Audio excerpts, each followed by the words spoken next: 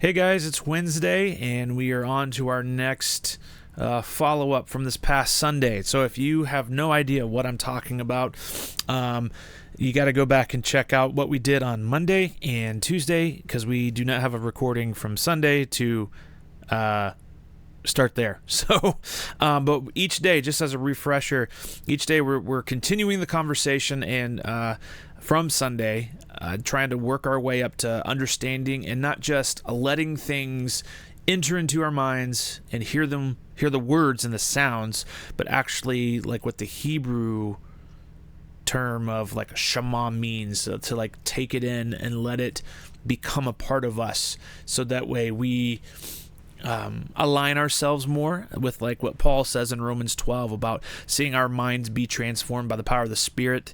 And so we join in with what he's doing, and we follow through with obedience. And so this is kind of the hope, that each day we have a little bit more to kind of process together in this way, to continue to be transformed and to apply what we're learning to be more faithful to Jesus. And so today's Wednesday, and specifically the next part, we're on the next segment of our continuing the conversation graphic here. But today we're going to be looking at an example of action, of an action step in response to the teaching, and to give a challenge specifically. So, and I don't usually always read what it specifically is, but when I was thinking of an example of specifically what we talked about yesterday with vulnerability, the example that came to mind was actually it's a familiar example to nearly everybody who's been in the church for at least a little bit. I think maybe it needs to be longer than just a little bit, but it's an example that I pulled from a couple years ago when I taught. I did a fall retreat for 2 campus ministries in two years in a row, both in 2020 and 2021. At least I'm pretty sure those are the years. Anyway, and it was they wanted me to come talk about the connection between friendship and discipleship. And actually the example that I want to share specifically as we continue this conversation and look at vulnerability a little bit here is the example of Jesus. And so we're going to look at John chapter 15 here together. And I'm going to read this. I highlighted or underlined it, and bolded certain parts I want you to pay attention to. But this is what Jesus says in John chapter 15. I have loved you even as the Father has loved me. Remain in my love. When you obey my commandments, you remain in my love, just as I obey my Father's commandments and remain in his love. I have told you these things so that you will be filled with my joy. Yes, your joy will overflow. This is my commandment. Love each other in the same way I have loved you. Now, this is his disciples he's talking to, so that's an important piece of the puzzle here to remember. Continuing, there is no greater love than to lay down one's life for one's friends. You are my friends if you do what I command. I no longer call you slaves, because a master doesn't confide in his slaves. And I'm going to pause there for a moment. This is significant to me, because as I read this, I think, man, it no longer call you slaves where you're like obligated, you have no choice to obey. Now he says, you're more than that. You're my friends. And so I'm going to give you the invitation to obey what I command. And we're about to see, like, you are my friends if you choose to accept this, if you choose to be involved with me in this way.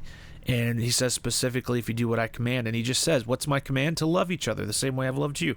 And you are my friends. I'm going to repeat this.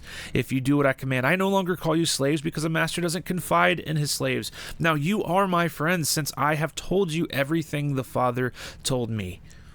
You didn't choose me, I chose you. I appointed you to go and to produce lasting fruit, so that the Father will give you whatever you ask for using my name. This is my command. In case you missed it before, love each other. I am so drawn to this example, these words of Jesus. It is not easy. I am not always a great friend, because I don't always love, like 1 Corinthians 13 talks about, being patient, kind, keeping no record of wrong.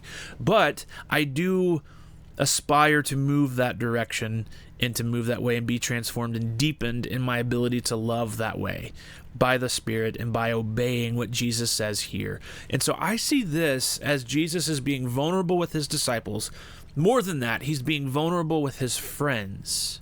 He's sharing a bit of himself and sharing his deepest desires, that we also, like him, would be vulnerable and would love one another. And so there's a quote.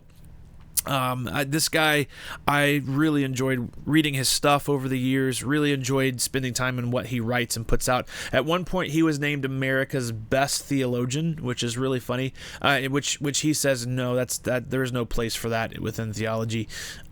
He just seems like a humble guy, to be honest. I've never met him or read anything else about his life per se, but I've read a lot of his work. But something that has always stuck with me ever since the first time I read it is this quote from him right here, from Stanley Hauerwas. It says, "We have to break our habit of having church in a way that people are deceived into thinking they can be Christians and remain strangers." We have to break our habit of having church in a way that people, and I love that he put that in quotes, by the way, really do, because it's not having church, it's being the church. But anyway, that's his point, one of his points. So we have to break our habit of having church in such a way, or in a way that people are deceived into thinking they can be Christians and remain strangers. And so, to continue our conversation from house gatherings a couple months ago of the power of habit, this is something that will continue. We will continue to build. It's not you just check your box and learn something for the week. Everything that we are studying together should build off. Everything you've ever learned about Jesus or the life of a disciple should build off of what you've previously learned and applied. So I just, that quote's been stuck with me, and that leads me to the challenge for today and for this week. It's sometime over the next week, set up a time to have a meal, to have a drink, to have something, play a game with, I don't know, with someone else from the Direction Church community and exchange stories. Now, there's a method of my madness here. You might be wondering, why are you doing this or saying to do this with non-believers? Well, sure, do that too. But here's the thing, going back to this quote for a second. We have to break our habit of quote-unquote having church in a way that people are deceived into thinking that they can be Christians and remain strangers. Earlier in John, he says, people will know you're my disciples by how you love one another. And if we are truly going to love one another the way that Jesus asks us to and invites us to back here in John 15, we have to learn to be vulnerable, and it's how we love each other the way Jesus loves, that the world knows we are his disciples. And so that is why, same thing with bells, the idea of having a meal or eating with some people both inside and outside of our church community regularly. But my challenge specifically for this one is to have a meal and exchange stories with someone from Direction. That's all I have for you today, and yeah, thanks guys.